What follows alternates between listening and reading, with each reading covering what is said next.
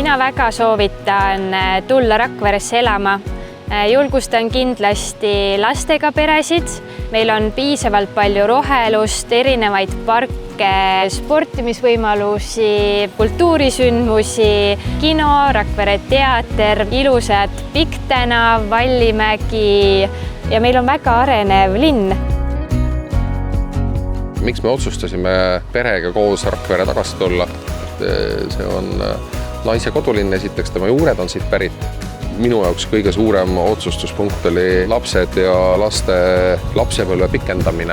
Koduvalik on igal juhul üks väga emotsionaalne valik ja võiks öelda, meeldibki siis äratundmine, et siin on hea olla ja tänu kaugtöö tegemisele me saame elada seal, kus me tahame. Meie pere vanema tütre lemmiktegevuseks on jalgrattaga sõitmine, mis tänu headele kergliiklusteedele on meil siis väga kättesaadav. Minu hobideks on tennise mängimine.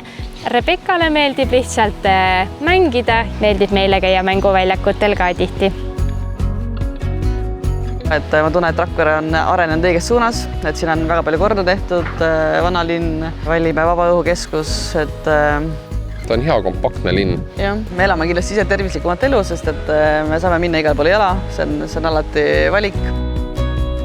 Rakvere linnas on ju tänaseks nagu välja arenenud ka selline lennuvälja tööstus- ja teenindusrajoon, et samamoodi me ise seal toimetame ja näeme seda arengut, mis on seal viimasel toimunud, et see on nagu väga positiivne.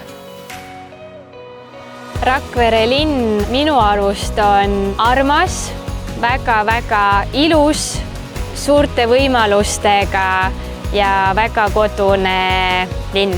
Siin on hea ja turvaline, rahulik elukeskkond, puhtam õhk, kõik on käe-jala juures, pluss väga hea ühendus ülejäänud Eestiga. Me tõesti soovitame siia tulla, ega tegelikult ise enam ei kujutaks ette, et peaks kuskil mujal elama.